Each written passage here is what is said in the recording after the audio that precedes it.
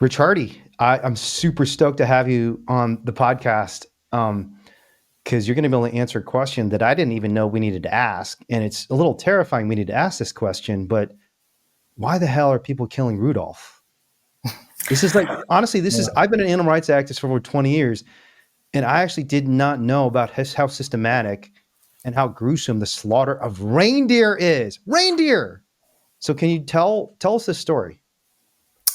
Yeah, so reindeer or caribou, I think you call them in the US and Alaska, where most of them are, I believe, and Canada. But reindeer, they're very common across the Arctic Circle. So when we're talking about Europe, we're talking about Norway, Sweden, Finland, Russia. They are semi-wild, so there's hundreds of thousands of them, millions probably, across those countries. And traditionally, they're being kept by the Sami people, who are, the indigenous people from that part of the world up in the Arctic Circle. And, before I did this investigative work, which was a few years now, but the system remains the same. The stats are broadly the same. I didn't know too much beyond the fact that, Sami reindeer herders, had a number of reindeer that they owned, and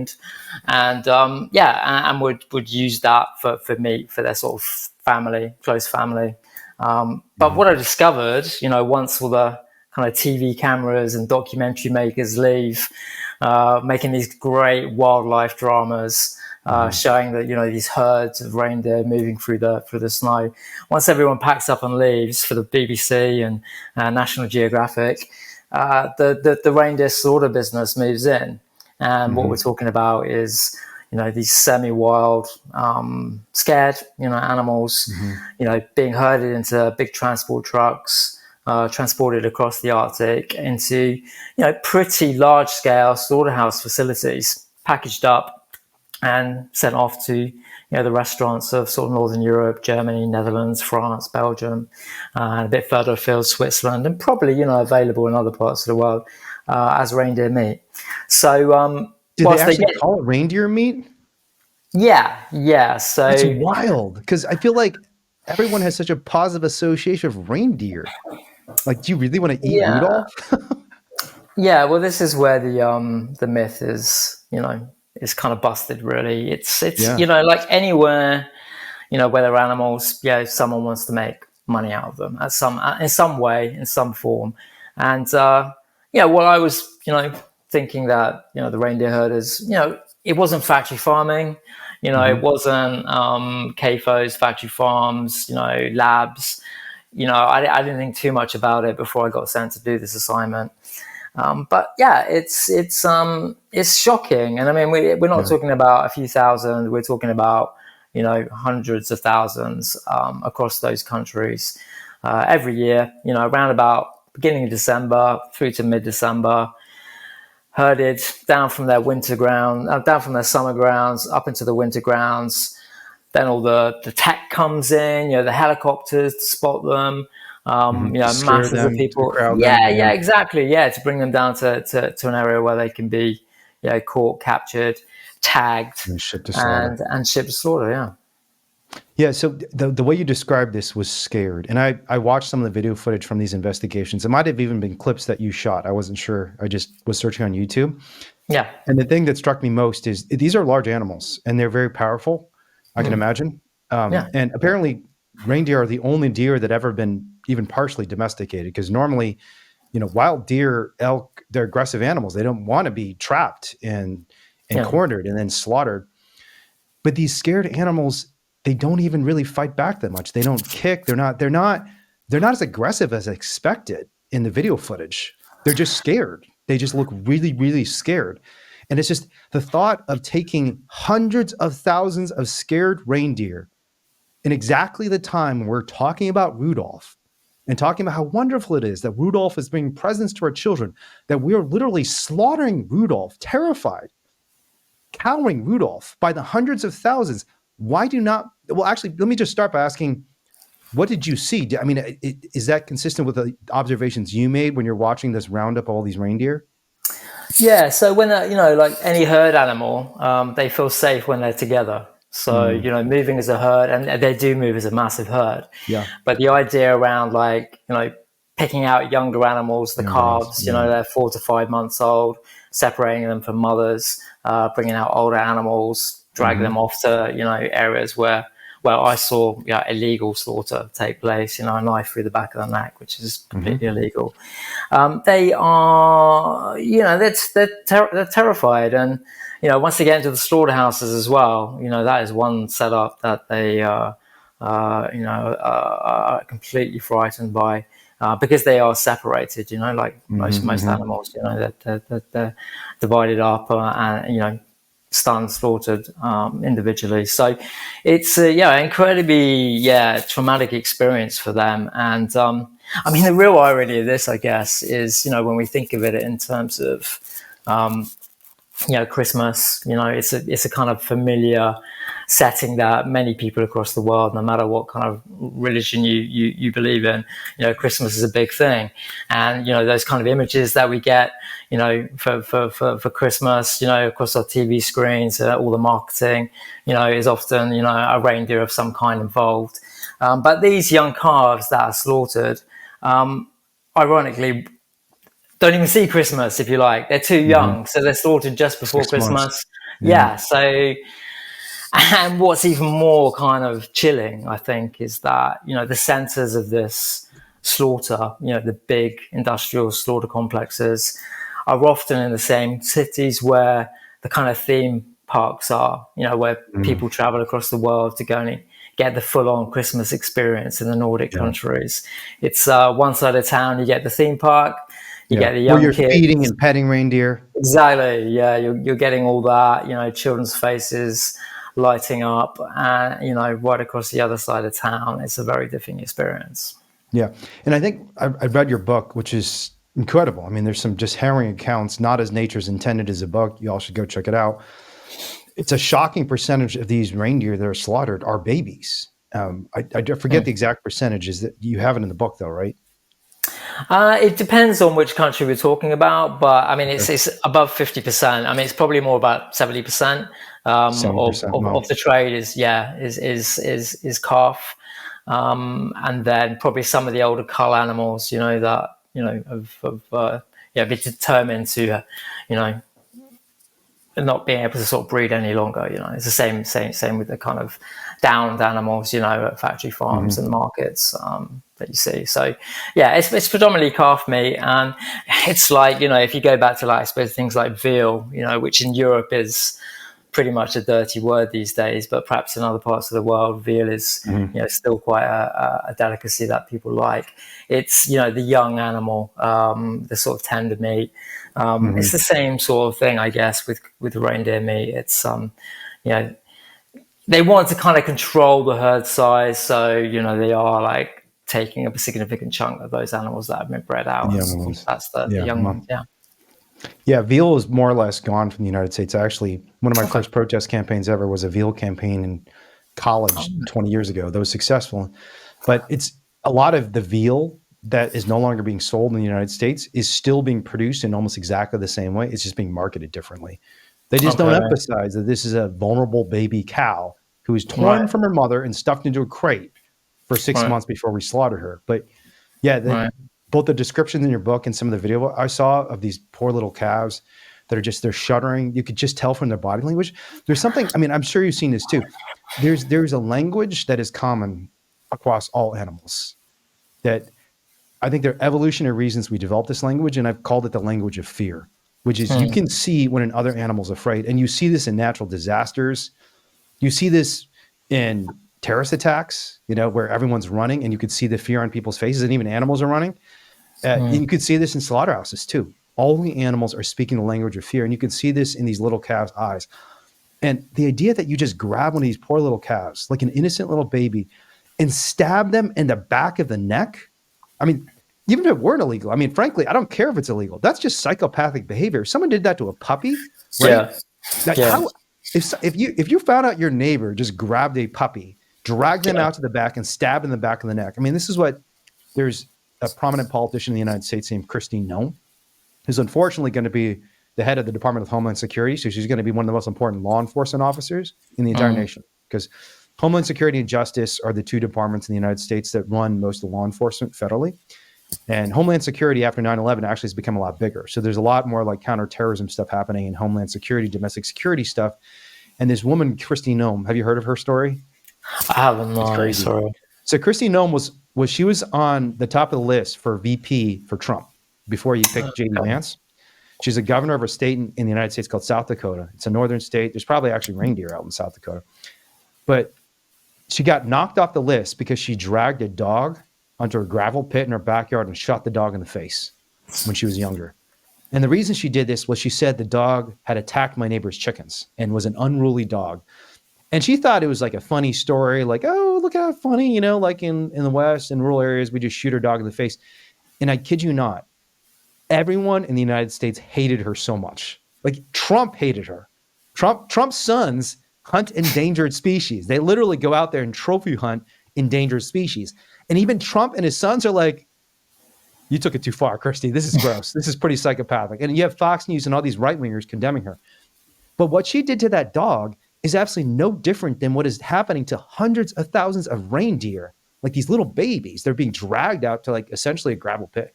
And in many ways, they're being killed in an even worse way. They're being stabbed in the back of the neck. And yet there's so little discussion of it. And I don't get it.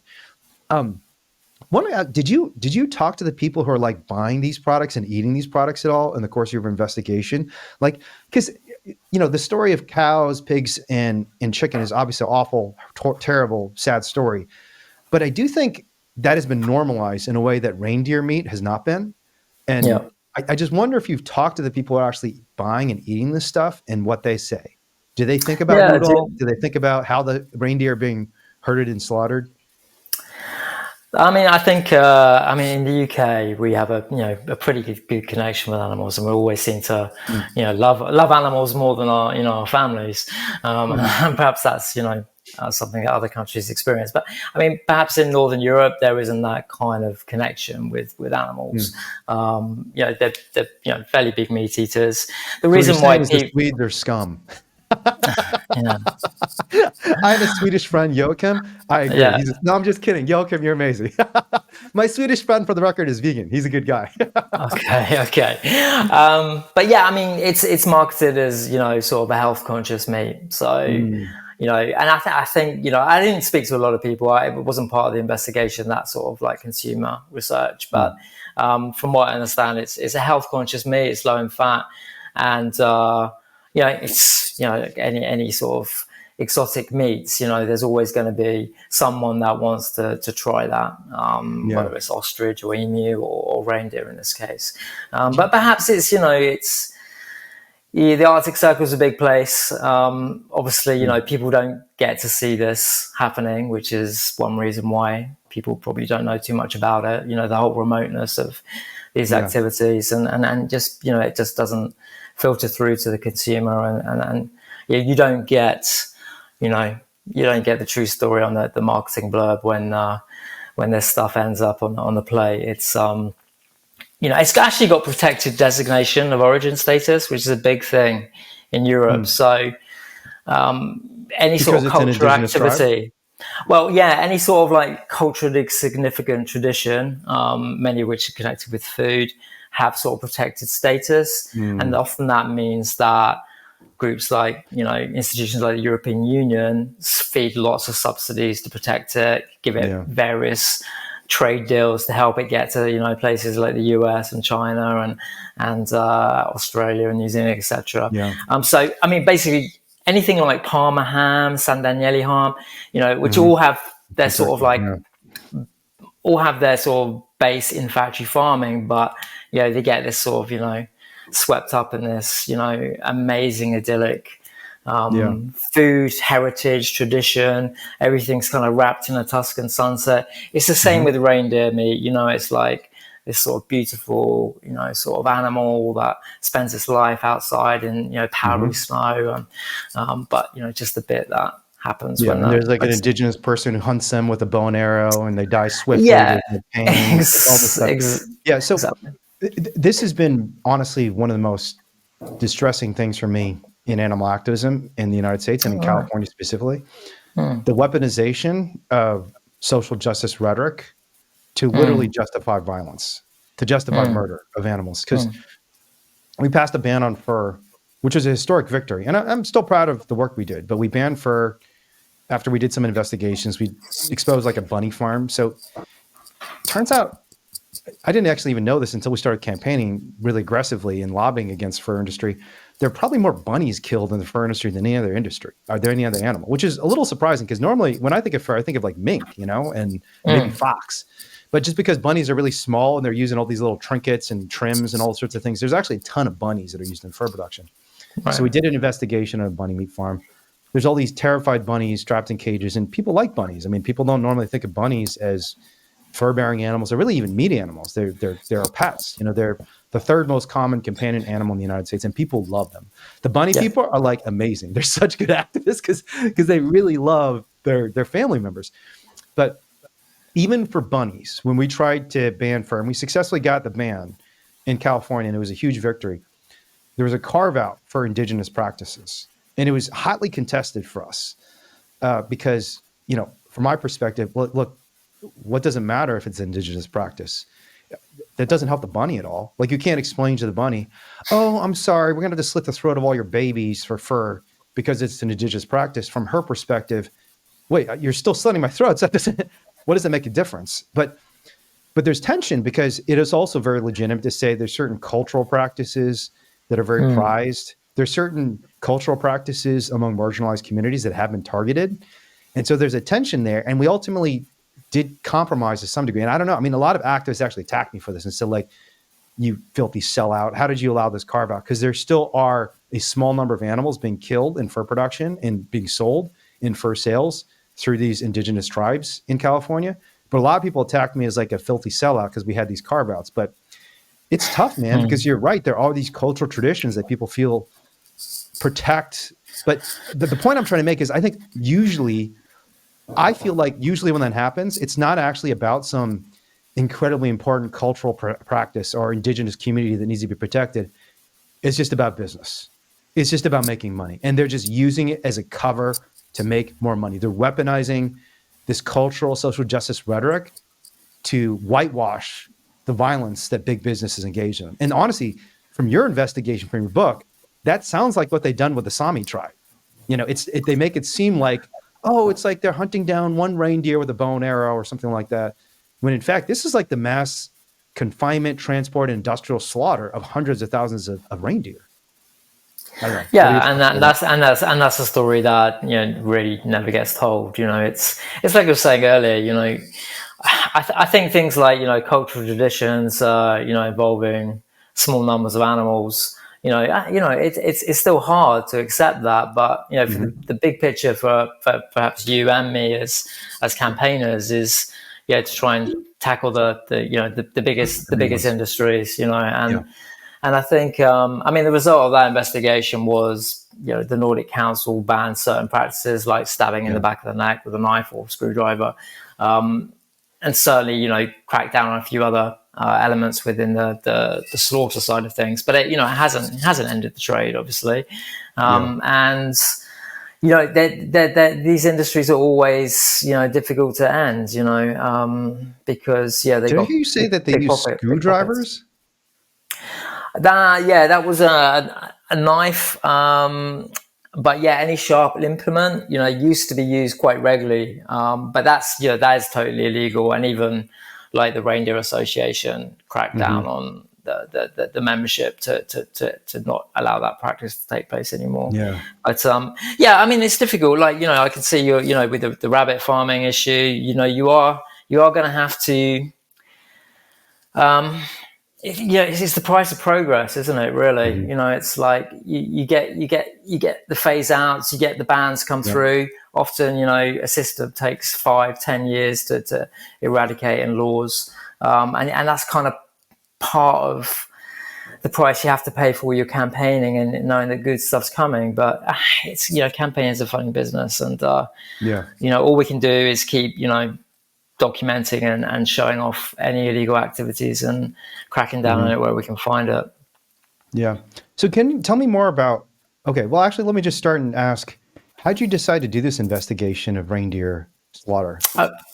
well, it wasn't me, but it was a big animal charity who had offices in the Nordic countries that became aware of the industry, the fact that it's an industry that's very difficult to enforce. You imagine the barrenness, the tundra of the Arctic Circle. You're not going to get environmental inspectors or animal welfare inspectors up there very easily. So it's a bit like the Wild West. From your chapter, because I think the introductory anecdote from your chapter about reindeer, the fact that your car is so frozen you can't open your door. Yeah, it's you're like sitting there, like kicking your door, trying to kick it open because it's frozen. You're like, I wonder if I'm going to freeze to death here because I can't get out of my car because it's negative 25 degrees and my car is frozen over. There's I can't even tell where the road is because there's so much snow. This is a very barren place. So I can imagine it was hard to have much enforcement in a place like this. Yeah, impossible. So sorry, I forget where we were going though. Let's backtrack a little bit. I was just asking how you got involved in it in the first place, how you decided to do the investigation. No, that's okay. It was for a big animal organization that had a bit of a new setup in the Nordic countries. Became aware of this sort of illegality and wanted to look a little bit further into it. So I was sent in to spend probably close to a month in the area. And then I built up various links and cover stories to help me sort of go further and further and further within the industry, so that I could, talk to the kind of the people that were controlling it, really. So that's generally the way I work. Really, is covert stories and building up sort of friendships and trying to get right down deep inside to kind of expose. So that's kind of what it was about. It was like I didn't know anything about it. I'd just seen David Attenborough on BBC Planet Earth, and vast herds of reindeer, steam coming off their back in the cold, and running, galloping like crazy, to cross these snowy plains and mountains. And I hadn't thought too much more about it. My focus has always been on the animals in the biggest numbers, in the food, science, fashion sectors, and how they were being exploited. But it was interesting. I was glad there was some noodles that came into practice. But every time you get something like this, it's you just walk away going, you've not beat the system. You just sort of put another chink in its armor, and hopefully one day that armor just fall off, and we won't have to worry about it anymore. Yeah, I think it is falling off, and the fact that they have to hide so much of what they do. For example, what you were saying about calling in the BBC and putting up this sham show about what's actually happening to the reindeer, and then after all the cameras leave, doing something very different. We're living in a world of unprecedented transparency, and institutions, organizations, cultural practices that can maintain transparency will survive. Those that cannot will die. And one of the reasons I'm most confident that animal agriculture and violence against animals will disappear is because people can't stomach it. And if these industries are actually transparent, people revolt against them. It's not even that they don't want to participate. They actively revolt against them. So there was a fascinating study done by this agricultural economist for the pork industry. His name's Bailey Norwood. And he did a study to try and see what consumer sentiment was on slaughterhouses and factory farms, because he saw an animal rights group called the Sentience Institute do a study showing that about 1 in 2 Americans believe that slaughterhouses should be shut down, that they should be made illegal. And everyone's like, that can't be right. Even I was a little surprised. I was like, 1 in 2? Oh, that can't be right. And Bailey Norwood is like, clearly this is some wacky animal rights organization. They're using some crazy method to get the result they want. And so he does a study himself. And guess what he finds? Tell me. He finds an even higher percentage. Oh, wow. So the Sentience Institute did this study, and they found it was 47% of Americans want to shut them down. 53% say they're fine. And then he did it, and I think it was 4% higher. It was 51% want to shut them down and 49%. And he was puzzled as to why this is the case. But in that same study, probably the most fascinating finding from the study is he also asked Americans, if there were a slaughterhouse near where you lived, what percentage of you would join a protest of it, right? Which is kind of an astonishing question to ask, because there's so few people protesting slaughterhouses. And so few people are even vegetarian or vegan, much less protesting slaughterhouses. And I kid you not, I think the number was like 15 to 20% of Americans said, yeah, I want to protest a lot of this. So his explanation for this is that Americans, and I imagine this is true of people in the UK and true of people in Northern Europe as well, are deeply uncomfortable with these practices.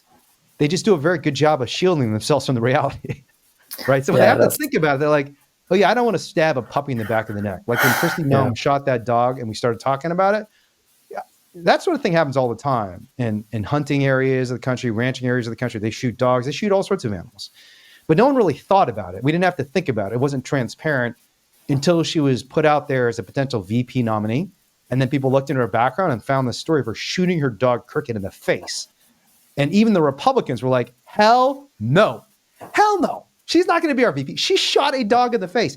And similarly, I think one of the problems is that most people don't know that Rudolph is being slaughtered, right? Because, when we think about reindeer, I think, is this true of the UK and Europe too, that people think about Rudolph and Santa and reindeer in the same? Like, they're a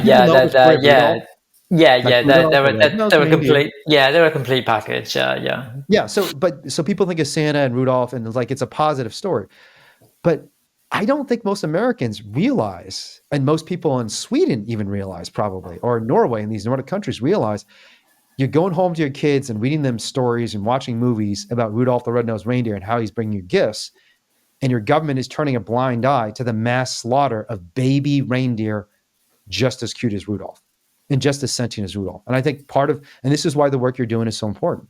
How did you become an investigator? I think it was probably just out of necessity. It was 1999. I was a campaigner, like a lobbyist. Wait, it can't be necessity though, because that's true of everybody. I mean, what distinctly is different about you? Because that's true of everybody. I mean, it's necessary to do this, but what about you made you do it? I think, the penny dropped with me was I was sitting in front of an MP, a member of parliament, politician, and I was trying to convince them to end battery cages for egg-laying hens in Europe. And I went to that meeting with, like a stack of paper like this, scientific reports, from every expert around that could tell you why it was cruel to keep a hen in a tiny cage. And I put that on their desk, and I thought that would do the job. I thought that would be enough. The politician looked back at me and said, I'm not interested in this.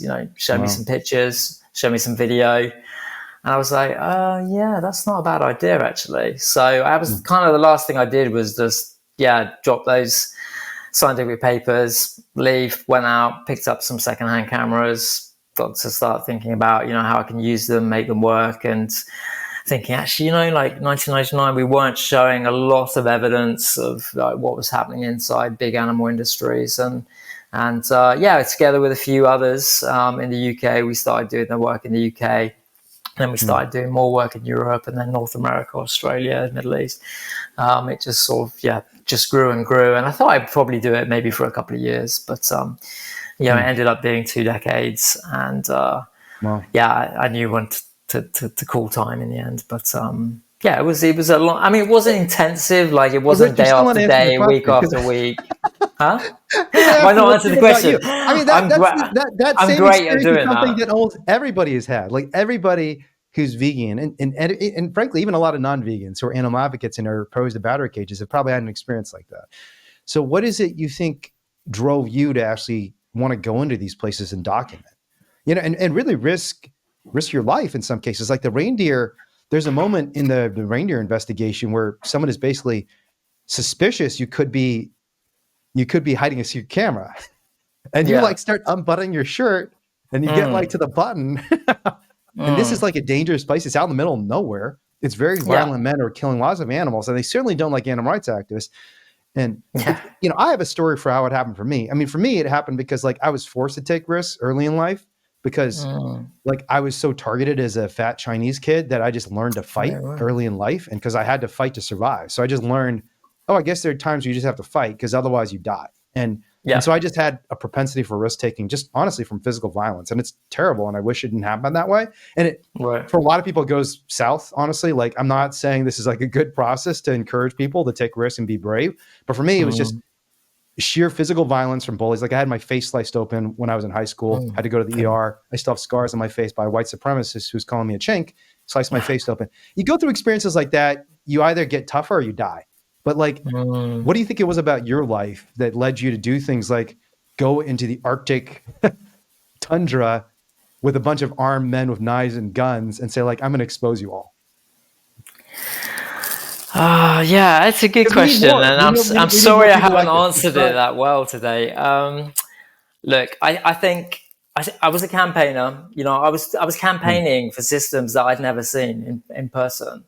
So on the one hand, it was like, well, actually, this would give me the opportunity to see what I'm there to, you know, campaign against, and with that, you know, maybe that will help me make me a better campaigner. I'll have more conviction. I'll have seen it firsthand. You know, I can speak more from the heart, having seen it.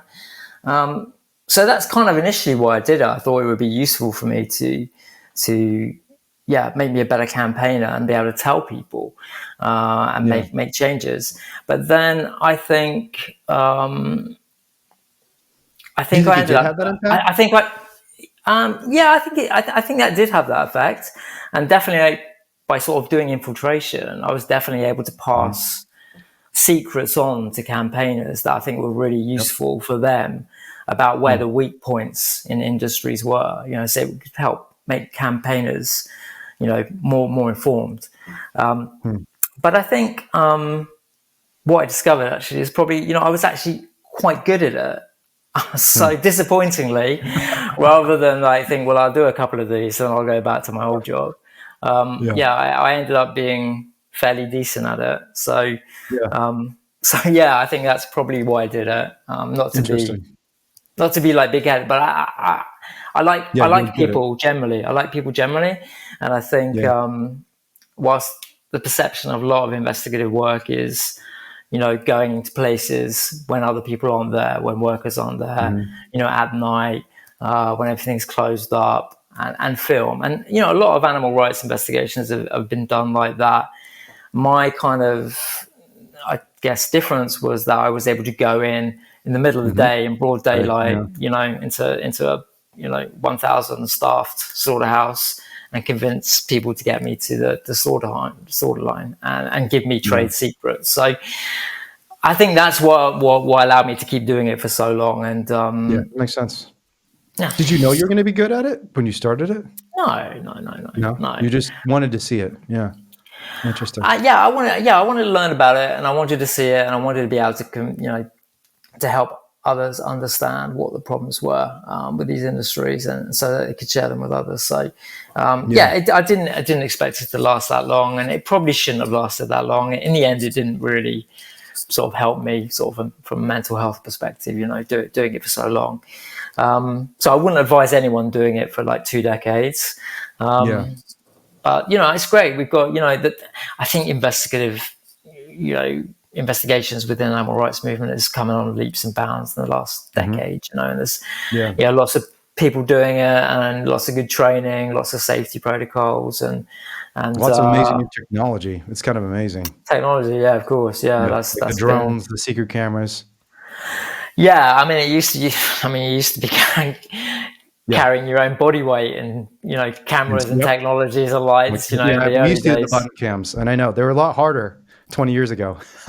Yeah, exactly. Nowadays they're like this small, and you have a tiny little battery, and it's like exactly. Yeah, you don't have to do any weight training before you go in nowadays.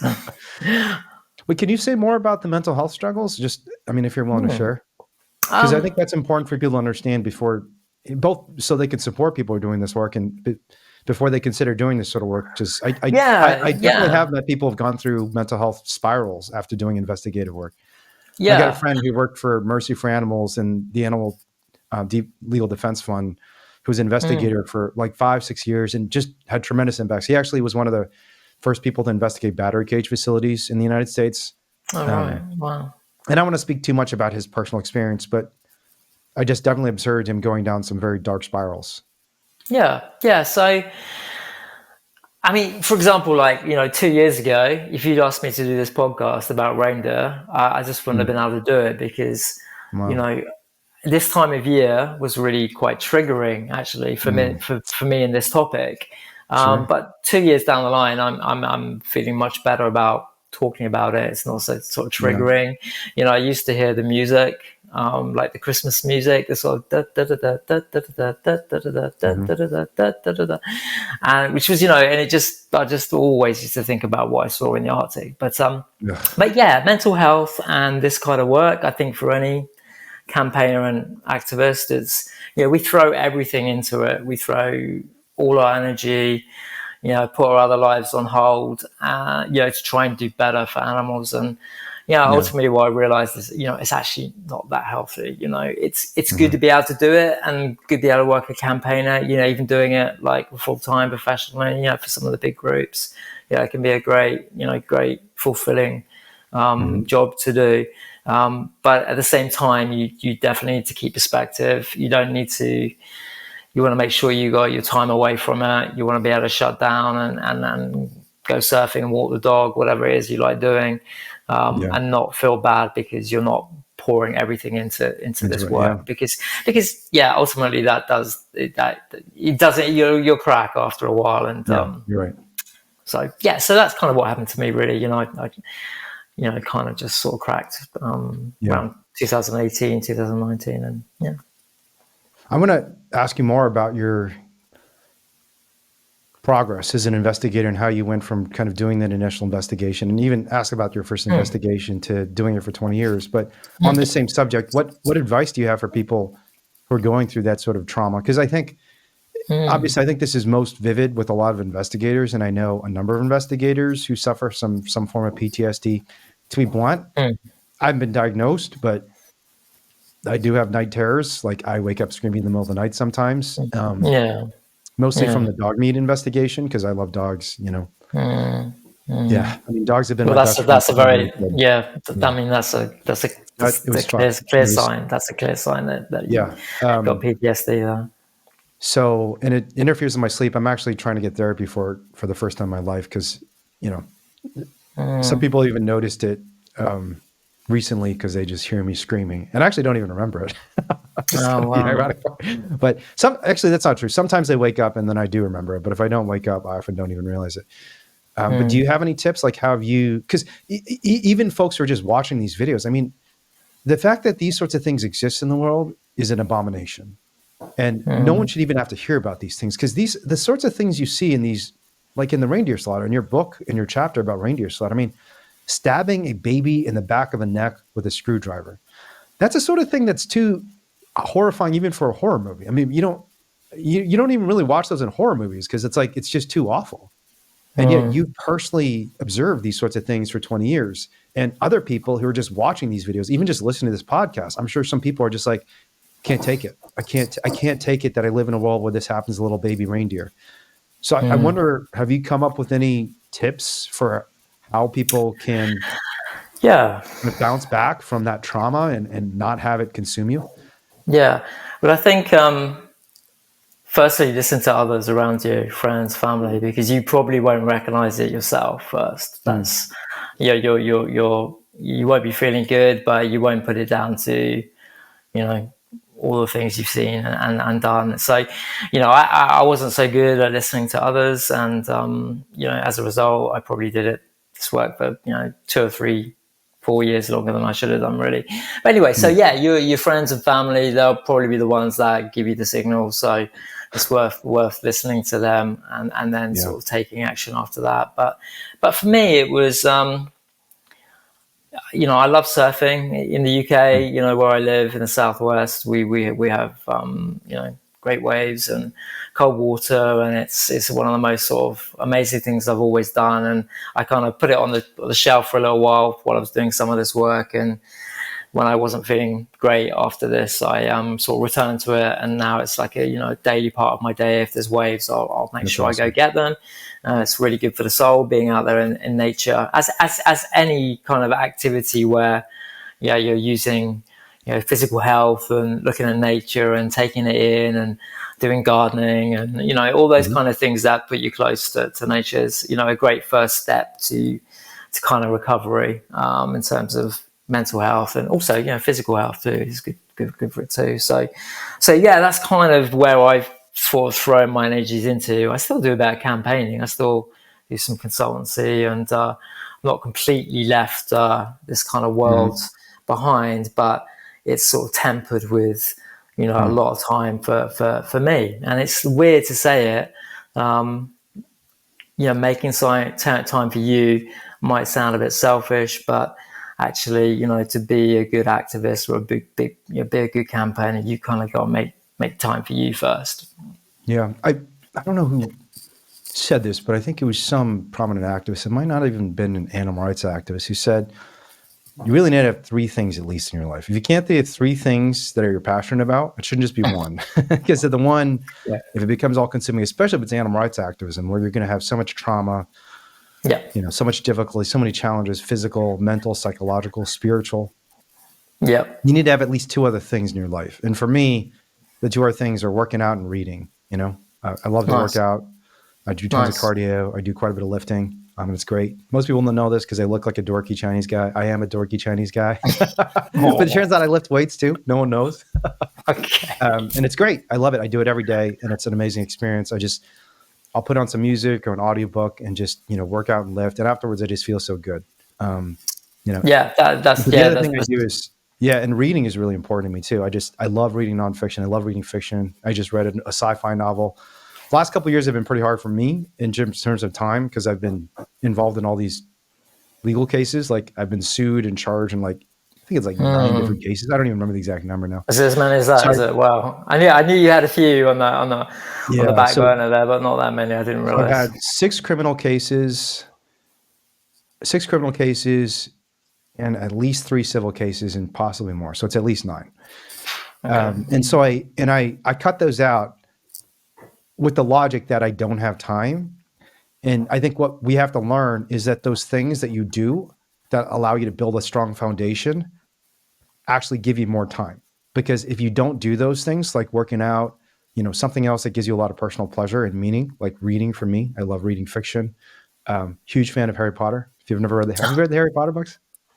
Do you know what? I shouldn't really say this. I haven't. Oh my God, you're from the UK. I know. It's embarrassing that I haven't.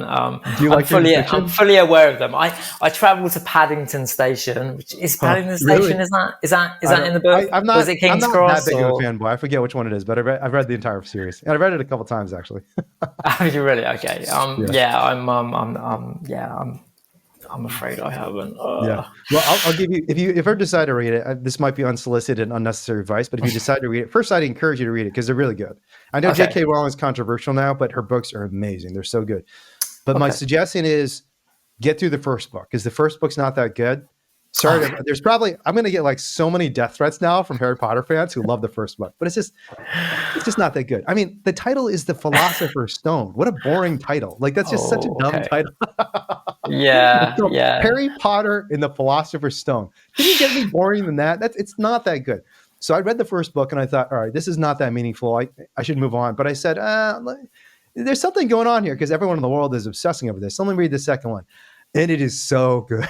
The second book, I read the second book and I kid you not, I could not stop reading them all. I read them all in 3 days.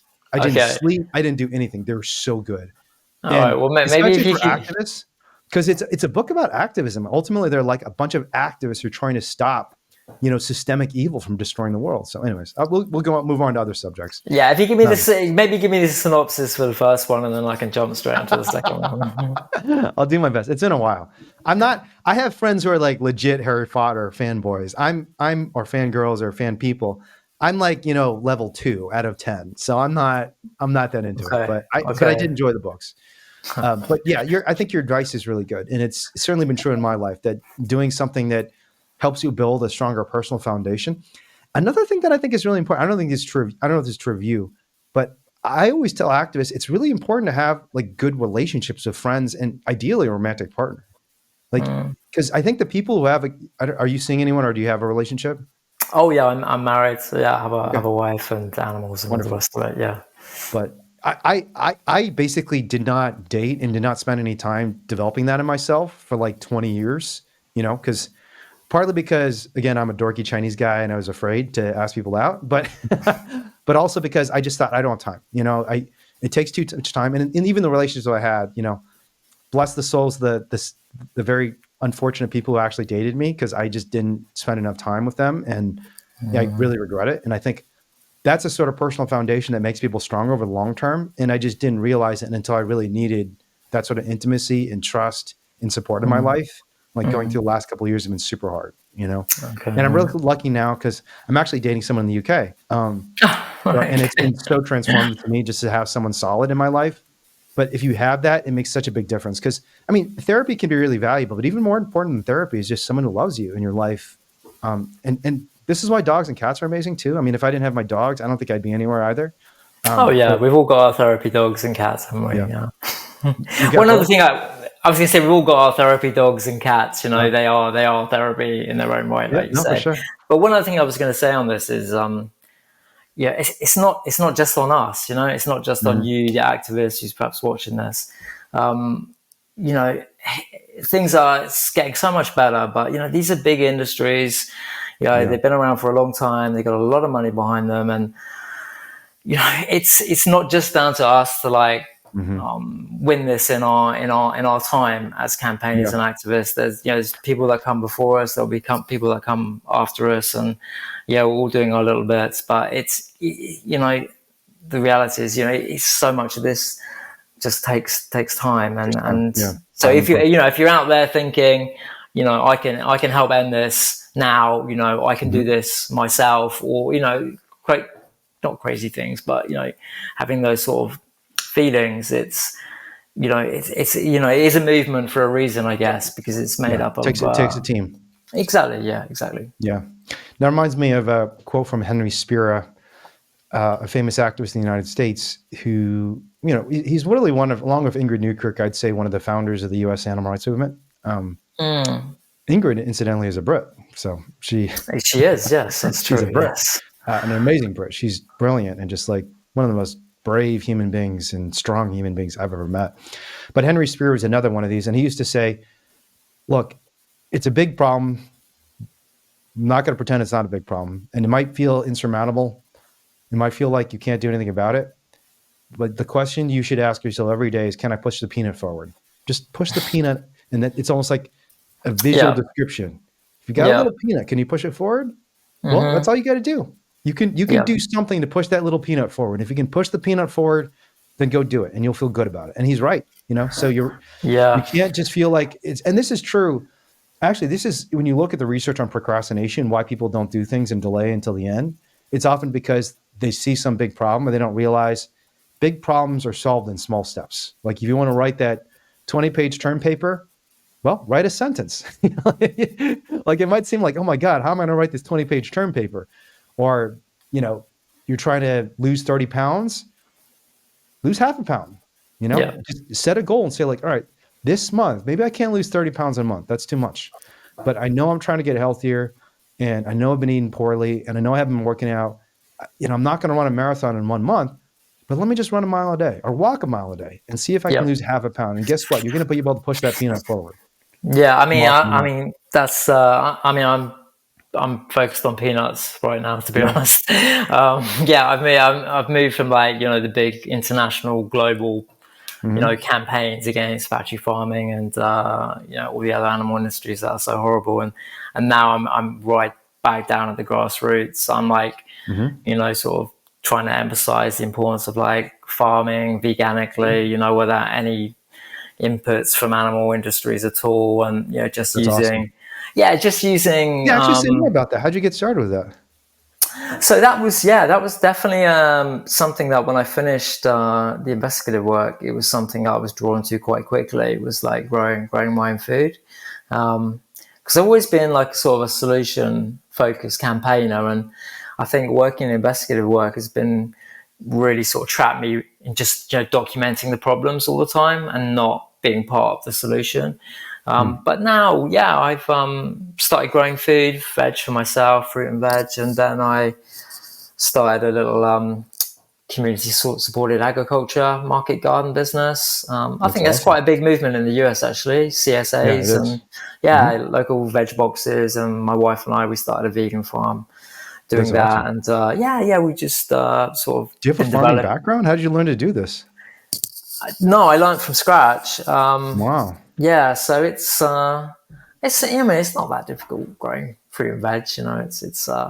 I just You're use talking like to someone who can't keep a houseplant alive. okay.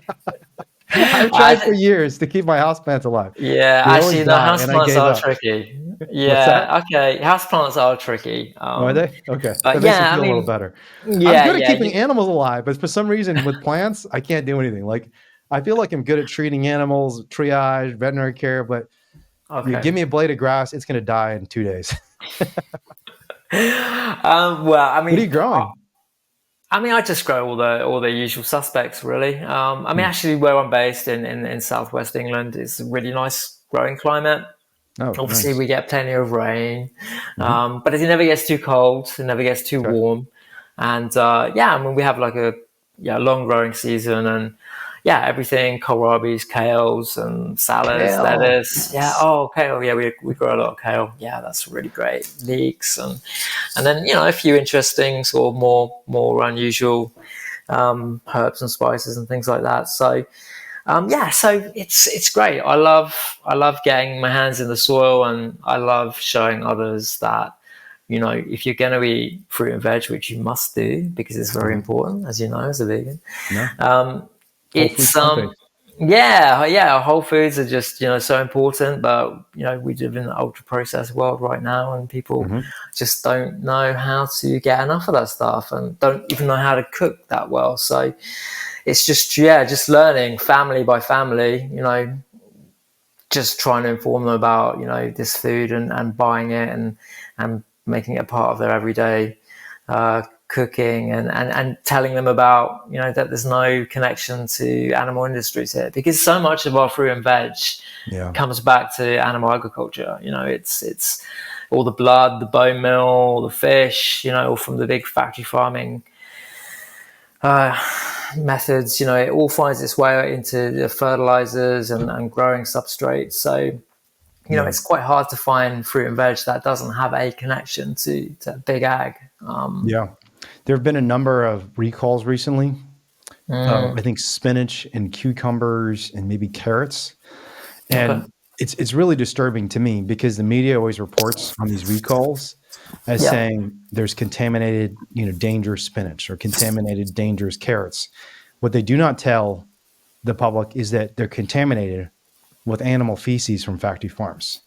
That the reason you're seeing things like antibiotic resistant E. coli on spinach is because they're taking all the poop from these massive factory farms that are producing it. Ungodly amount of poop, just ungodly. When you look at the manure lagoons and the amount of feces from cow farms or even chicken farms, it's just unbelievable the amount of poop. Like there's more poop being created by pigs in the United States than human beings, like Oh vastly yeah. more. Yeah. But they spray it all over the crops. And when you have all these disease, sick, in the United States, antibiotic treated animals, I think in the UK and Europe, there's less antibiotics in meat consumption, but still a lot of it. Guess what? You're going to get E. coli that makes your kids sick. Some little kid's gonna develop diarrhea that's so bad and so antibiotic resistant that he literally dies of dehydration. Can't keep food down because of the E. coli he consumed. And this happens all the time. And the media never reports on the fact that animals are the cause. What do you think of the people who say that veganic farming is unrealistic at scale? Do you think, I haven't actually looked into this. Can we feed Yeah. 7 billion people, 8 billion people on veganic farming? Yeah, I think we could. I think every community should have, a local CSA, where they can Mhm. access fresh fruit and veg, on a daily basis that's been, farmed without, till methods. No dig, no till is a big thing here. Mhm. We're really catching on to That's the fact awesome. that that basically plowing, you're Yeah. just destroying the soil structure. You're Yeah. destroying all the important creatures that live down there. So Releasing carbon dioxide into the air. Yeah. exactly, Okay. yeah. Yeah. So that's kind of a growing movement here. I mean, the big thing is, of course, is like trying to get the big farms to Mhm. adopt those methods. I mean, I use like seaweed. I have like a source of seaweed from my local surfing beach that I can pick up after a surf and take and dump on my veg growing Well, you just like areas. pick it out of the ocean? Just like a high tide, when the tides drop back and it piles up in places. And And you just grab it and eat it? I mean, you can eat seaweed. It's really good for you. That's amazing. Seaweed's fantastic for you. Like No, I didn't realize you could just like grab it out of the ocean and eat it. Oh yeah, my relatives, like from Scotland and Ireland, 150 years ago, would be using seaweed in all kinds of dishes that they cook. But really? no, seaweed is a great natural fertilizer. It's full of great nutrients and minerals, and it breaks down on the soil. So no, seaweed's great. Yeah. So it's also got the DHAs, right? It's got those omega-3 fatty acids. Yeah. So I've got an agreement with the local harbour down there, and they see it as a problem, and I see it as a solution. It's all kind of circular. Wow. I get it on the veg growing areas, and that breaks down, feeds the soil. Nice. Soil feeds the crops, and there we go. But yeah, you could do it on a scale, and I mean there are some farmers that are beginning to transition to using more veganic growing systems, but it's gonna take a whole reworking of the whole agricultural movement in the UK and Europe, where subsidies, if we have subsidies, still are going into supporting farms that are adopting these more healthy, climate friendly farming practices, rather than still all the subsidies going to the big bad guys that they have been for years. Yeah. I think you're right based on what I've read about veganic farming, and it's surprising to me how often practices that are clearly not just wrong, but often just counterproductive and inefficient can maintain this stranglehold on human civilization. And it just reminds me, do you know this famous quote from Max Planck that change happens one death at a time? Oh, I've heard that, yeah. And he was talking about science, right? He wasn't talking about, some weird tradition that human beings are irrational cling to. He was talking about things like particle physics. I mean, Max Planck was a particle physicist, and you'd like to think that particle physics people would be very evidence-based, would be very logical, and even they would cling to existing paradigms and theories to the point that, a Nobel Prize-winning physicist, one of the greatest physicists of all time, said, look, you don't really create change until people just die. That's how things change. And I don't think that's entirely true. I think if you look at something like gay rights in the United States, and I imagine in Europe too, there are a lot of older people in the United States, like Dick Cheney. Dick Cheney, who's one of the most murderous and, violent human beings, one of the most loathed human beings in American history because of what he did in the Iraq War. Even he supports gay marriage now. Oh, really? Oh, okay. Yeah, no, his daughter's gay. And so he was like, oh, yeah, this is great. I love because, and I do think animal rights has potential to change people in a way that a lot of other movements don't, precisely because animals are our family members. It's like racism is a hard thing because there's so much racial segregation, even in so-called multicultural societies. I think it's true in the UK too. But in the United States, for example, it's the deep irony is even in this country where we claim to be, super woke, we claim that we're against racism. If you go to the average law school, even a law firm, I've worked at all these like very progressive. I'm in San Francisco, and this is like the most liberal country in the world. I went to all these super liberal schools, where everyone's like, oh, racial justice, Black Lives Matter. The way to tell if we solve the race problems is just go to the cafeteria and see where people are sitting. Okay. And you will see all the Chinese people sitting together, the Black people sitting together, and the white people sitting together. Still, to this day. Really? Wow. Yeah. And so, but my point is just that race is a hard problem for that reason, because there's this segregation that, like, I think a lot of what causes change is just awareness and personal experience. And it's hard to really overcome racism if you just don't know any Black people, if you don't know any Chinese people, if you don't know any Muslim people. Like, you don't even understand what the problem is, right? Well, if you have a gay son or a gay daughter, like Dick Cheney had, literally one of the most conservative people in this country had a gay daughter. And she brought her girlfriend home and said, like, I love this woman. I'd like to marry her. I'd like to have kids with her someday. And Dad, would you be able to honor that? And it was hard for him to resist that and say, like, you know what, I love you. And I'm looking at this. I see what's happening here, and it's not that bad. Well, with animal rights, I think we have a similar opportunity, because if we could get all these dog and cat people, like in the United States, if you look, I imagine the figures are similar in the UK, but it is astonishing the percentage of Americans who not only say their dog and cat is a family member. I think it's about 90% of Americans say dogs and cats are not just pets, they are family members, But 1 out of 2 of those people will also say, my dogs and cats are just as important as my human children. That's like shocking, right? And if someone, and this is why people are so upset at Christy Nolan for targeting that dog. And the problem is, it's just, again, it's like out of sight, out of mind. People don't think about these other animals and don't realize, that poor little reindeer calf that Rich was investigating and documented being viciously slaughtered in this industrial, horrifying, nightmarish process. That little calf was just like your dog. Like if you met them and if you knew them, you would love them too. In the same way that if you knew a gay person, you might think differently about gay marriage and gay rights, right? And I think that's kind of the fundamental obstacle we're trying to overcome. Because I'm with you. Like I like people. I think human beings are good. I'm Buddhist, and I believe that compassion is in all of us. It is at the foundation of who we are. I don't even think just as human beings. I think all animals have the instinct for compassion. And the problem, and this is the principle of anatta under Buddhism, which is the idea that the self is a delusion, that it's almost like we're trapped in these bodies and these minds, and we don't realize that there's like a broader universe of life that we're all a part of. And it doesn't even have to be anything metaphysical. Like I'm an atheist, I'm very much a science guy, but it's a purely philosophical position for me. But it's true that when you're trapped by your own subjectivity, by your own feelings, you don't realize, and this is true even in relationships. I imagine this happens with your wife. I mean, it happens in my relationship, right? Sometimes you just don't really feel what the other person's feeling the way you need to. And then that's when arguments happen. You got to work it out. But if we're all perfect, then we wouldn't even have those arguments, because you just be able to feel what your wife is feeling, or your husband, or your partner, or your son, or your daughter, your cousin, whatever it is, your friend, or even your dog, and we're imperfect vessels for that sort of compassion. But we have it in us. Like we want to be that way. It's almost like the technology of our brain isn't good enough. This is why a lot of people are very pessimistic about AI and virtual reality. I'm very optimistic, because I think to the extent we become more intelligent as a species and computers teach us.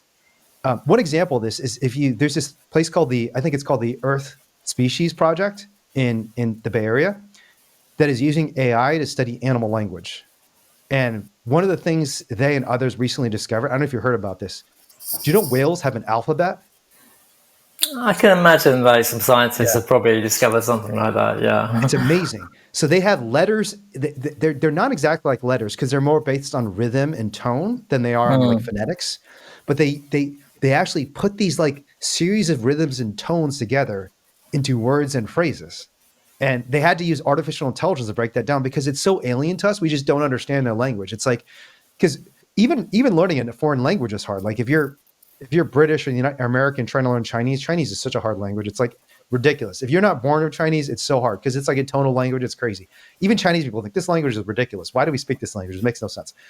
But as hard as it is to learn Chinese, imagine how hard it is to learn whale, if we become more intelligent, then we'll learn whale. And if we can hear what they're saying, then maybe we'll stop hurting them. That's my hope. Yeah, I mean, maybe we should put the whalers in the first course of that lessons on learning how to speak whale, and then they might understand what the whales are going through. But look, on people, look, I love people, but I don't really understand them that well. But one of the things I did enjoy from the investigative side of things, which surprised me a little bit, is I went into the investigations focused on the animals. It was all about the animals. But because I was building quite sort of complex relationships and infiltration techniques with the subjects of these investigations, I did discover quite a lot about humans, actually, and the way they think and feel. And, for example, like US broiler chicken farmers, they were just everyday families. Actually, there was a lot of Chinese immigrants and Korean immigrants running those poultry farms in on the East Coast, North Carolina, Kentucky, Tennessee, all those countries, all those county states down there. And, they were just coming from a bad place, and trying to make a better life. And unfortunately, so many people, who do that end up, in agriculture and factory farming and animal abuse and suffering. And it was the same in Europe. I learned a lot about, the people working in the factory farms and what their journeys have been. And I mean, even got asked to smuggle people out of farms, if I got shown things, because they just wanted to get out of these systems where they're just suffering and exploited. And just like the animals, they actually understood that, where they were was a bad thing too. So, well, can you say more about the smuggling thing? You were asked to smuggle people out? Oh yeah. Like Italy and pig farms and dairy farms. A lot of the workers were like Sikhs, from India, and often working conditions on these farms, were really poor, very challenging. Lots of agricultural workers that are migrants, have their passports taken away and held, by the sort of gang masters that run the farms. And they're in really challenging places, and they just want to run, and on several occasions, families asked me to take their family members away from that country to the UK, as part of. Did they know you were an animal rights activist? No, but this is before they knew. Yeah. Okay. Yeah, I mean, they knew me as perhaps a journalist, or if I had a cover story, like a consultant that I was using. And it would be like, well, you want to see this, if I show you this, can you help me with this? Wow. Yeah. So it's I learned a lot. So what did you do with those families? Were you able to help them, or did you? I mean, you're undercover, so it's like there's only so much you could do. Yeah, exactly. You've got your main aim, and you've got to stick to that no matter what. This is like the same with like rescuing. Animals. It was so impossible for me to do that for many of these assignments. And it was just something that weighed heavily on me ultimately. So again, the first thing I ended up doing after finishing that work was, flooding my house with lots of, farm animal rescues and having a little micro sanctuary, and just trying to do something, because, so many times I couldn't, so it was the bigger picture all the time. And that unfortunately was the same for the people. I mean, there were ways that I was able to like pass on information, to like, organizations that might be able to help migrants, so you were able to pass on that kind of knowledge and intelligence, if you like. But the actual art, being asked to like, physically put someone in your boot or your trunk of your car, as you call it there, and get them out of a place. No, I couldn't go that far, unfortunately. What was the worst thing you saw happening to the workers in the course of your investigations? I mean, because I don't have as much contact with the workers, because I do investigations more the way you were saying, like traditional way of just like sneaking in and placing cameras or like documenting when no one's around. So I wasn't meaning to work with I mean, of course, there's everyday sort of emotional abuse, that takes place on farms from managers and directors to the staff and employees. Sometimes I was working with them to like help film, I'd be teaching them how to use hidden cameras, so one or two of them, unfortunately, did lose their jobs further down the line as a result of being part of these investigations. And again, that's something, that I felt bad for, because they had, families and young children to look after, and, doing what they did to help me, led to their income shutting down. And so things like that are, they play on your mind, they weigh a bit heavy on you. No matter what this person does day to day in their life, it's still weighs, it's still a burden on you. But I mean, violence is part of big agriculture. I did several assignments down in South America, northern Argentina, where the soy industry is based, the animal feed center of the world. And, people were grabbing land to grow soy to put in the mouths of factory farmed animals in the US and Europe. And, families were losing not just their homes, their wells were being poisoned, the water was, and their family members, if they were retaliating, were getting killed. It's agriculture, it's not a clean business, it's lots of links to criminal groups, and it's a dangerous world. It really is. Food is has a very murky ownership. Yeah, there was a study that I think came out of the UK that said that food fraud was bigger business than illegal drugs around the world. There's so much discussion about all these drug kings and heroin and fentanyl and methamphetamine, all these things. And yet, and all these violent gangs all over the world. Like in the United States, a huge part of the most recent presidential election was just about, immigrants, illegal immigrants coming into this country and drug gangs. And people don't know that food fraud, and usually this is not, migrant gangs. This is big corporations. Illegally, I think there was like that horse meat scandal a couple of years ago. That's an example of that. There was an investigation of fish in the United States finding, I don't remember what percentage, but it was like a shockingly high percentage of fish were not actually the fish you thought they were. So they'd say like, oh, it's like, orange roughy or whatever it is. And it's actually just like some random ass fish. I mean, I don't remember the exact details because obviously I don't eat fish. And I don't do a lot of fish farm stuff or fish campaigning, but, and then just humane washing, like the amount of lying. And it seems like it's becoming a big thing in the UK. And, I've been following all the stuff folks have been doing on the RSPCA. Actually, Chris Packham has made some pretty amazing statements as president of the RSPCA saying, look, we need to stop doing this. I don't know what your view of this is, but I think the campaigners against the RSPCA are doing tremendous work. Showcasing how much humane washing there is. Because it's not that different than what they were doing at the Reindeer when you did your investigation, like pretending, come on out, BBC, look how natural and humane this is. They're like, there's some weird sort of indigenous circle of life situation going on. And the moment the cameras go, they do this horrible shit to the reindeer. And it's happening in slaughterhouses and factory farms too. Where like the RSPCA, probably the most disturbing thing about the RSPCA stuff was like, I was shocked by the number of farms that were RSPCA assured that had been asking for a license to be factory farms.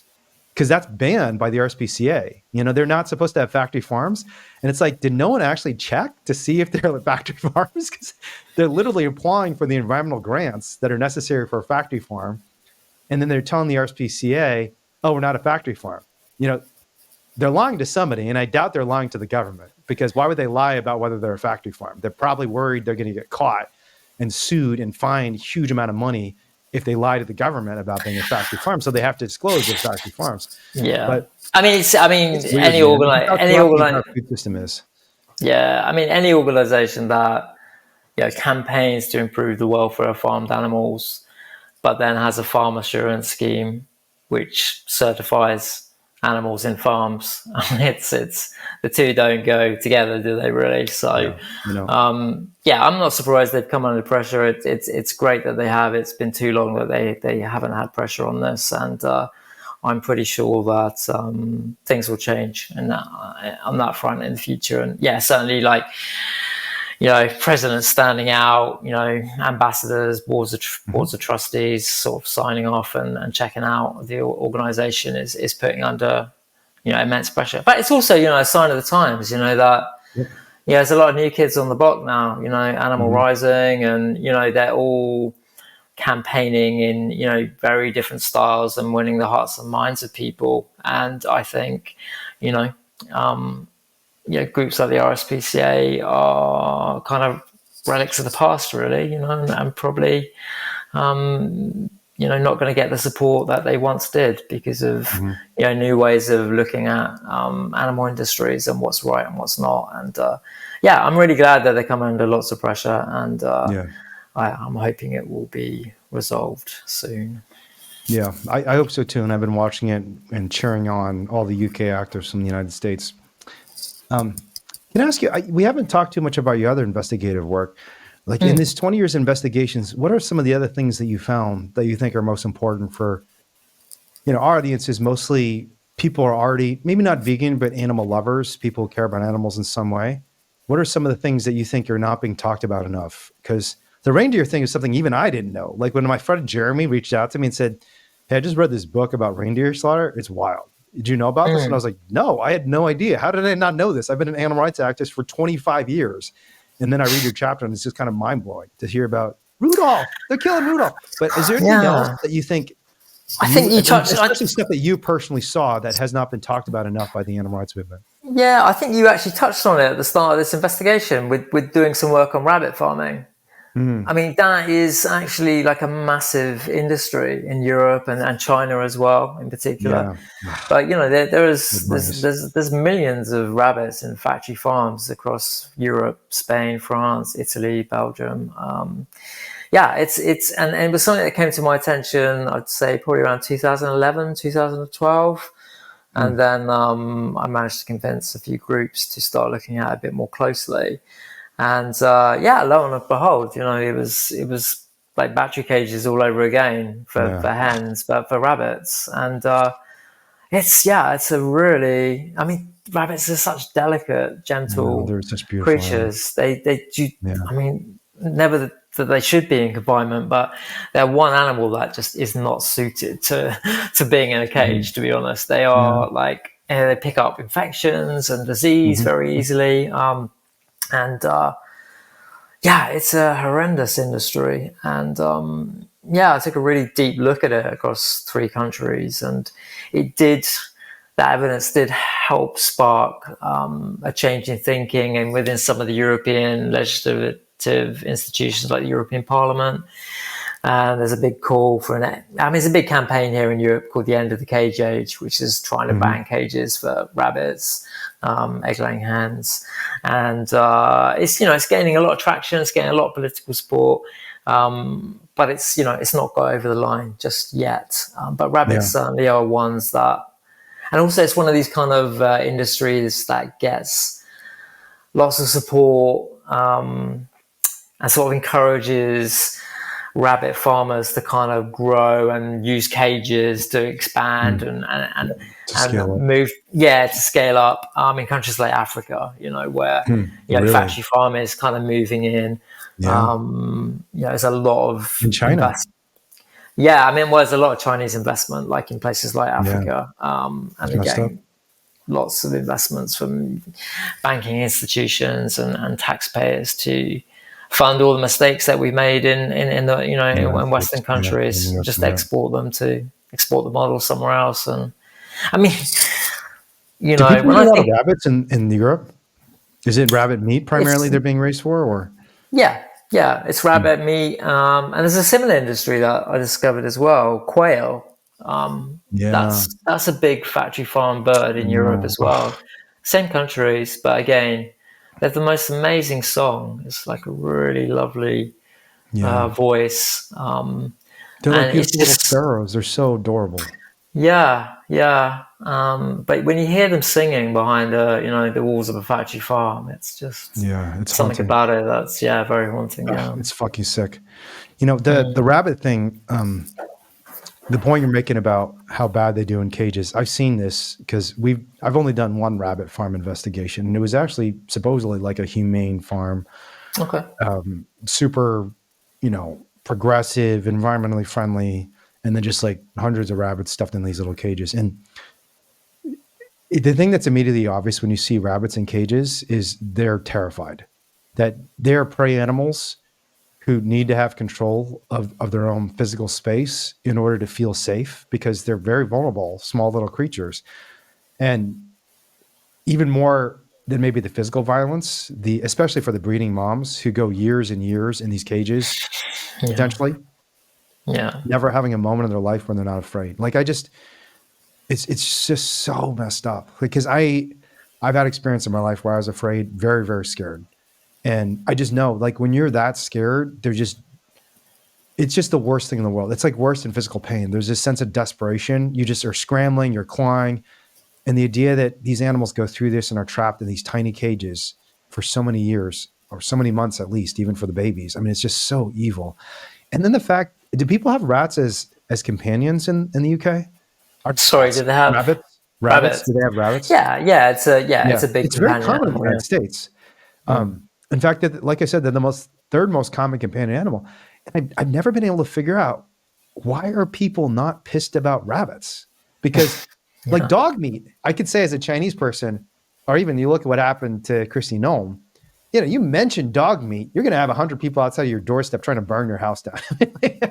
Like, even when I did a dog meat investigation and came back, I had so many people like yelling racial epithets at me. And I'm like, dude, I'm like one of the good Chinese people. I actually rescued dogs. I'm not eating them. I'm just showing you the footage. I'm not here to defend it. I'm just saying this happened in China. Right. So people in the United States, and I imagine in Europe too, they hate dog meat. They hate it with like a contempt.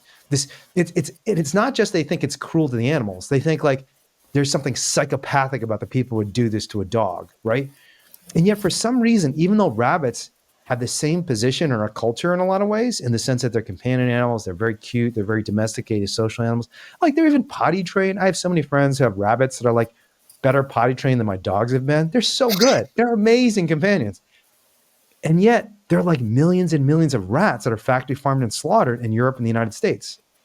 Like, how do you explain that? I don't get it. I think most people don't connect to like factory farming with like rabbit meat in Europe. I think a lot of them think it's like wild caught or wild shot. It's like hunters going out. Yeah, which is obviously it's not very nice as well. Yeah, but I think they're probably. I know for a fact that they're not recognizing connecting like rabbit meat with cages and crates like they might do with hens, because they know in the UK that hens were kept in cages for a long time, and they recognise that, and as a result, it's most eggs sold in the UK are free range and not from cage systems, so that they get that, but rabbits they don't get that. Not so much. Not at this point, no. So did you end up doing a rabbit farm investigation when you heard about this in 2012? Yeah, I went to goodness knows how many farms. Probably upwards of 15 to 20 across 3 different countries, I think. I mean, the way I used to do investigations was I'd never focus on an individual farm. It was always the industry. Getting more than one bad apple. You didn't want like it's just one bad apple. You wanted like it to be irrefutable evidence. You wanted like yes, it's systemic. It's 15, 20, 30, 40, 60 farms sometimes for some investigations across 3 to 6 countries. I guess that's how we work a little bit more in Europe. We did do before Brexit happened, but it was all about. A bit like what Animal Rising have done with the RSPCA. They've been to like, over 50 farms, I think. Or maybe 50. Yeah, I think you're right. I think it's 50. Yeah. Is it 50? Right. Yeah. Okay. Yeah, I think you're right. So it's it's hard to defend, by the RSPCA, and that's the way I kind of work. Can you say more about how you're getting in? I mean, to the extent you can share kind of the confidential details. Of what? Sorry. Just how you're getting into all these farms. Oh goodness me. Gosh, there's been so many different techniques. I mean, I know in the US, it's always generally been about, getting a job, getting into a place, getting a job. It's getting the job or just sneaking in. Those are the two ways. Or sneaking in. Yeah. Like in the middle of the night. Those are the 2 ways we do it. Yeah. And I mean, they're both things I've done previously as well. But, it's all kinds of things, really. Cover stories, really, has always been my go-to. Interesting. Creating quite complicated backstories of why I might be, going to a particular farm or wanted to get, a take on what's happening in the industry. And I mean, certainly in the US as well, I used a lot of cover stories like businessmen. I mean, I've tried to buy factory farms in the US. That's how kind of complex it got, sometimes. But it's always get a fake buyer, right? If you go and I don't even know if we should be talking about this too openly. I guess probably not. There are animal ag industry. I mean, I think they know about these sorts of tactics. At this point. Probably. People have tried. There have been people in the United States, including you, who have done these things. But yeah. I mean, I think that's the thing with investigating. You've always got to keep looking and moving ahead, keep adapting and evolving. Yeah, exactly. Whatever you do last time, they start figuring it out. Yeah, exactly. So so it's been all kinds of things. I mean, I've worked in some places and done surveillance in others, and infiltrate. I mean, the US, I did a lot of infiltration in like the fur industry, and spent a long time with trappers, which was quite a hard graft. How did you get involved with the trappers? What was your do you mind sharing what your cover story was? Well, actually, that wasn't too difficult, because I mean, as a kid, I remember stories about Davy Crockett, like this sort of, trapper, like adventurer out in the wilderness. And so that was a kind of a character and name that I knew. But I mean, the thing is, like, you can't trap in the UK, you can't trap in Europe, you can't use leg hold traps. Snares very difficult to use in some places. So, I went to the US, and it was like, I can't do this stuff at home. I want to do it. Can you show me? And I just hang out at trapping supply stores and wait for trappers to come in and make friends with the owners, and they'll hook me up with a trapper, and then once you're hooked up with one, they'll hook you up with others, and then I move from state to state and form little groups. So, it's they evolve, but it's amazing how often just getting out there and talking to people. Oh yeah, people. It makes a huge difference because people have information that you don't have, and they have a lot of it, and they're often willing to just tell you. Yeah, and if you do this, they'll want to fill the silence. So, I would often I was. I was trying not to be rude. I did feel the tension, though. You did feel it, didn't you? I could see it. You were feeling it. I was like waiting for you because I was like thinking to myself, "Oh, I can't be rude. I need to wait for him to finish his thought." But people feel the tension and they want to open up, and often they don't know what they're going to tell you, but they'll tell you something. Yeah. Do you ever feel bad about manipulating people? Yeah, I did. That was very, very. Yeah, that was that was the dishonesty about it was definitely because you probably like some of the people you're working with. It sounds like some of these workers, for sure, you like them. Yeah, I mean, I think don't get me wrong, there was some very bad, cruel people that you certainly wouldn't want to introduce to your mum. They were reindeer killers did not seem like the nicest people. Well, I mean, yes and no. I mean, on a sort of everyday level, they were fairly normal, until they all came together and carried out families, school runs, that kind of stuff. Go to church on a weekend, all that kind of stuff that makes people normal.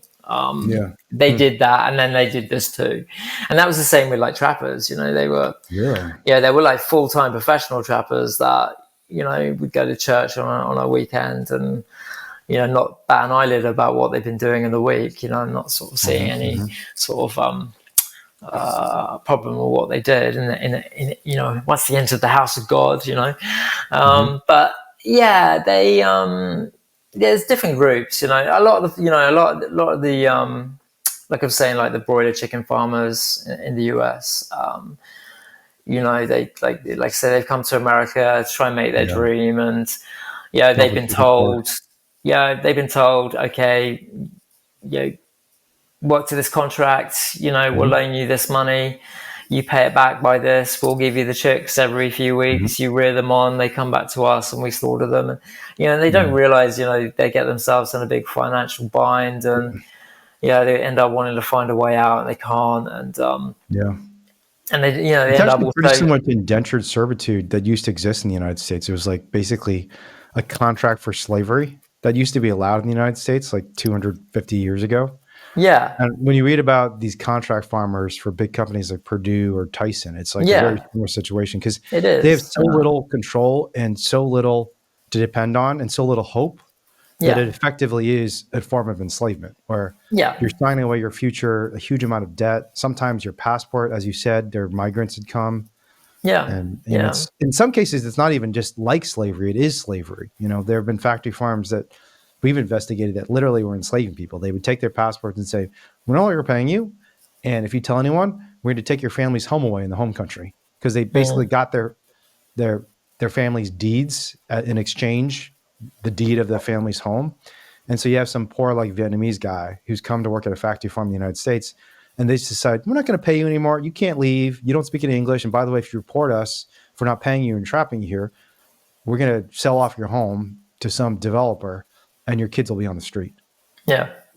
It's extortion. Yeah, man, that's the way it works. That's the good old factory farming model, exploit animals, people, environment, health, nature. It's let's destroy it. Can I ask just what did you see? And I'm sorry, this is a chapter in your book I haven't read yet, but what did you see in the bunny farms that was most striking or interesting or disturbing? I think the reliance on antibiotics, just to get the animals, to get the animals through to slaughter. Wow. I mean, that's the same, I think, for a lot of factory farming industries, is like, the overuse of antibiotics, just because without them, they couldn't get animals to the slaughter line in time. The mortality rates would be too high. Yeah, I mean, rabbits in particular suffer a lot from sort of respiratory infections and sort of eye, nose, throat infections, pneumonia. Same with pigs, like a lot of the Italian pig farms I went into were, just rife with pneumonia. And I mean, some of the pharmacies in some of the factory farms were bigger than the ones that I'd have on my local high street. Oh yeah, my town. Yeah, they were. Yeah, they were that big. This, So at Smithfield and all their pig farms, especially their gestation farrowing facilities, there'd be a huge room of just drugs. Yeah, it's like more drugs than cleaning supplies, more drugs than food. Just like, and we have video footage. I mean, when you walk in for something, it's like, what is this? Is this a farm? So it's like some sort of drug gang. They've got all these cases and cases of drugs. And they also just lie about which drugs they're using, which happens all the time, where they say, like, the latest thing is, there are these antibiotics called cephalosporins that are really important if you're trying to treat antibiotic resistant salmonella. It's considered a critical human grade antibiotic by the WHO, and it's actually banned in poultry farming. And lo and behold, we do all this testing at poultry farms all over the country, and we find over and over again cephalosporins and resistance to cephalosporins developing, which means some poor kid who his immune system's compromised, or some older person who gets an infection with salmonella that can't be treated with normal antibiotics, the second line antibiotics aren't working anymore because of these pig farms and these chicken farms. It's awful. It's disgusting. Yeah, it's a dirty business. And I mean, in the UK, we are making a bit of headway on sort of trying to reduce the amount of antibiotics used in factory farming, but it's still a long way off from seeing them not being used at all. What are they doing in the UK? Are they banning them outright, or are they just reducing the usage? Or there's a number of groups that are working sort of in the animal welfare environment, farming sectors that are running a kind of campaign to just get rid of antibiotics used in everyday farming. I'm not sure the details, but I know that they're beginning to get some traction. In the United States, it's been an issue for quite some time, because the evidence on antibiotic resistance is like a threat to human civilization. That's not even an exaggeration. It really, there could be superbugs that kill off potentially billions of human beings, both viral and bacterial. But the weird thing is, even though all these scientists keep telling us that we have to stop using antibiotics, the percentage of antibiotics being used by animals and just the total volume of antibiotics really hasn't changed in the United States at all. And the reason is the industry is just really good at lying. And I'm not even exaggerating. It's just an outright lie. So for example, one of the things that the industry has done in the United States, and I imagine they're going to try and do this in Europe if they haven't already done this, is so the antibiotics bans generally don't apply to antibiotics used for veterinary purposes, right? It's just, you can't use them for growth promotion. Antibiotic growth promoters are banned. And so you're not supposed to be feeding all these pigs, basically routinely feeding every animal antibiotics to make them grow bigger, because the conditions are so filthy, and because, their immune system is so compromised, it just makes them grow fast. It's technically banned. And so the industry just goes around and lies and basically says, all of our animals are sick. And first of all, or at least prophylactically, that's the term, prophylactic usage, right? We have a prescription. A veterinarian looked at our pigs and they said, they're susceptible to an outbreak of E. coli or salmonella or whatever it is, or, some bacterial infection, diarrhea. And so we're just gonna have to give them all antibiotics for treatment purposes. And it's like, wait, you're doing exactly the same goddamn thing you used to be doing. You're just saying it's a different purpose. That nothing has changed. It's still routine, isn't it? It's like, it is. It's disturbing to me that all these politicians who are listening to the experts, and the experts honestly see through this too, and they say like, well, no, I mean they're doing the same thing. We just said they can't do that. They just it's kind of like some little kid steals from the cookie jar and says, "Oh, I didn't steal a cookie. I steal a pastry. You just said I couldn't steal cookies, and I didn't steal any of the cookies." And it's like, wait, but no, you stole from the same exact jar, and it's the same exact thing, and you took them. You stole the cookies, and no, I didn't. I stole pastries, and it's like, and the industry does this over and over again. And these goddamn politicians in the United States who are all embedded in the industry, they do not care. They just don't respond at all. And you point it out, you file reports, you file complaints, and they don't do anything. And it's just, what are we supposed to do? And this is one of the reasons over many years I started moving away from more educational work to more direct action style stuff. Because I just think that the system is so broken. There's just not much hope in trying to educate these politicians because they're just not. So this very prominent journalist in the United States, Annie Lowry, recently wrote this piece on organic dairy farms. And, organic dairy farms are supposed to be much better. They're supposed to be high animal welfare, all these things that are supposed to happen. And she goes and looks at organic dairy farms and just finds the most awful conditions, just like animals with these huge festering cancer eyes being untreated, animals left to languish from mastitis for years. A lot of times, probably like illegal use of antibiotics in animals that are supposedly organic, just like and she said her conclusion was, I went into this trying to understand why the system wasn't working to protect cows. And I came out realizing it's because there's no system at all. It's just a lie that there's a system protecting these animals at all in the first place. And that doesn't mean there aren't laws protecting them. There are laws protecting them. But, this very famous law that was passed in the United States that banned battery cages, those battery cages we're talking about, they're technically banned in California. They've been banned. It was passed in 2008, went into effect in January 2015. Right. And right after it went into effect, we went into egg farm after egg farm in California. Guess what we find? Millions and millions of chickens in battery cages.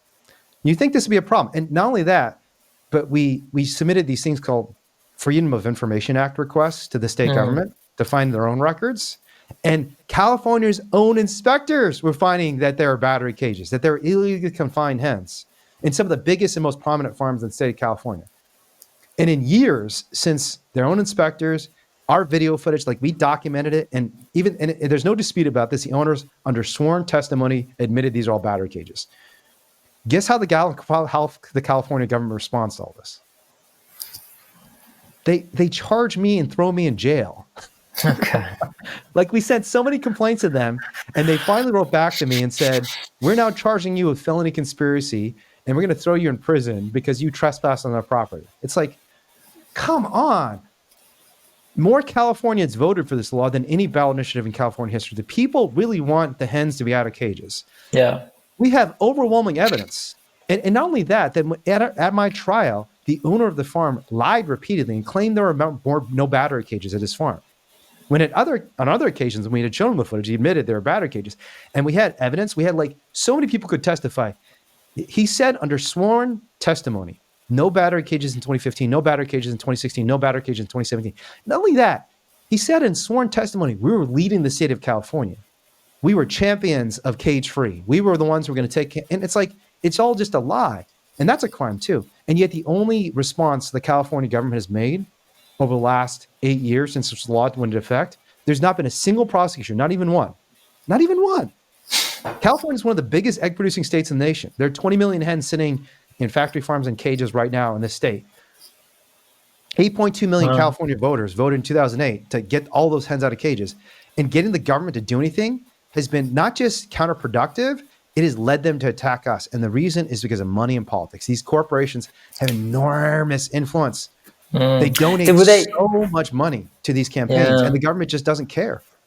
Were they encouraged to move towards the enriched cage, like a bigger cage with So in some cases they did, but the farms that we documented, like Sunrise Farms, they were still using straight up battery cages, no perches, same file size, file cabinet size, like 10 hens in a tiny little filing cabinet size cage.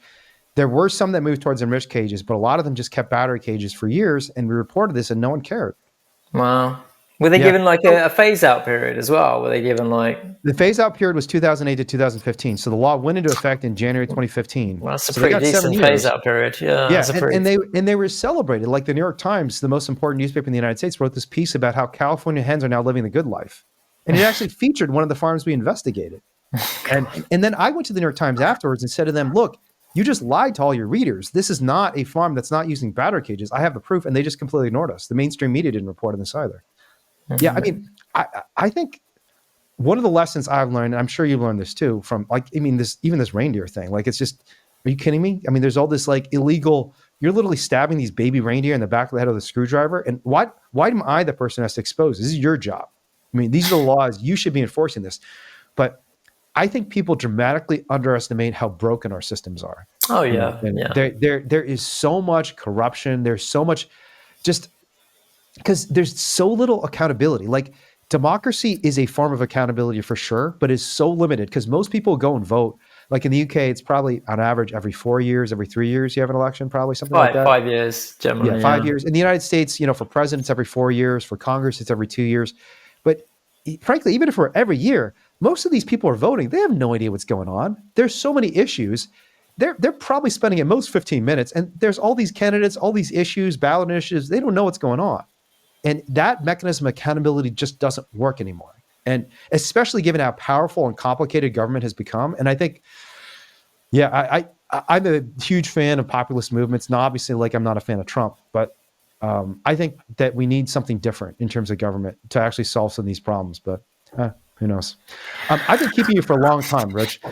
So let me ask you two final questions. Is there anything on that you wanted to chime in on? I went a while. So is there anything on that? No, but I think you got it about right on the politics front. So, hey, I'm backing you. I'm backing your thoughts on this. If you learn any lessons there, please let me know, and I'll do my best in the UK to share them. Yeah, I've actually been talking, not as much as I like to, with one of the founders of Animal Rebellion, Animal Rising, about just new forms of democracy and new forms of participation. And I know there's other people like Tom Harris and Layla Kassam who are interesting. They're like creating interesting models of grassroots organizing and movement governance that I think are actually quite important. But last two questions from me for you. Well, actually, first question is there anything we haven't gotten a chance to talk about you want to talk about from your book, from any of your work? No, I don't think so. No, I think we've got a good wide coverage of everything I was hoping to achieve today. Then last question for me is, say someone's listening to this conversation and they're inspired by your work, notwithstanding, the concerns you've expressed, which I think are serious concerns about the effects of doing this sort of investigative work. What advice do you have someone listening to this right now thinking, I want to follow in Rich's footsteps? What can I do? Well, if you want to follow sort of the investigative route, I would definitely say don't try and do it yourself. Don't do it, without the help and support of, like a national group or, an organization that has, sort of a investigations unit, because, they'll give you that extra safety, safety net that you might need, and they'll show you the ropes, how to do things properly and look after you. So do it through, experienced people and not sort of take the law into your own hands, if you like. Though, it's laws that we're trying to change that aren't being changed. So I understand the feeling to like try and do things in your own way. But for your own protection, just follow some sort of rules on it and talk to those in the know. I think that's great advice. And it's like, there's a more general problem in the movement in that too often, like the received wisdom in the movement just disappears. Every generation is trying to reinvent the wheel and not realizing, someone like Rich has actually learned a lot of things, and the organizations you worked with have learned a lot of things. Why not take advantage of that knowledge? Gosh, I'll tell you what. I mean, learning from any movements, campaigning is, no matter what the topic, generally follows the same sort of thinking and actions and activities. And, someone's been through it in the past, and it's just a case of digging deep, looking in the history books and seeing what you learn. And you'll probably find someone's done it already. For sure. Well, Richard, there's so many other questions I could ask you. I mean, we only dived into a very small subset of your work, but I just want to thank you for the work you've been doing for so many years for animals. And where can people follow you or find your work? Obviously, you've written a book. People, Yeah, can you tell people about where to find so it? the book's not as nature intended. I've actually just got the rights back from a UK publisher, so I'm hoping to try and revise it and perhaps get it out in the US where it didn't have much of a shout. So, but yeah, I'm just not as nature intended on Instagram. Okay, fabulous. Well, thanks so much, Rich. I appreciate your time, and yeah, someday if you come to the United States, let me buy you a meal. And I actually might be in the UK at some point in the next year to do some legal consulting. And if I do, I'll definitely hit you up if you're around. Okay. Yeah, please do that. Please reach out. I know you like to say reach out in the US, so please reach out. And what do you say in the UK? We don't. I mean, people. It has started catching on here, but yeah, we can just have a chat. Yeah. All right. Thanks. Yeah. Thanks, Wayne. Thanks so much, yeah. Thanks for doing what you do. All right. Okay. Bye-bye. All right. Cheerio. We don't have to hurt animals. You can protect them. We don't have to kill them. We can care for them. And that's who we're meant to be, right? That's who we are when we're at our best. We're caring for each other and for the other living beings of this earth and not hurting them.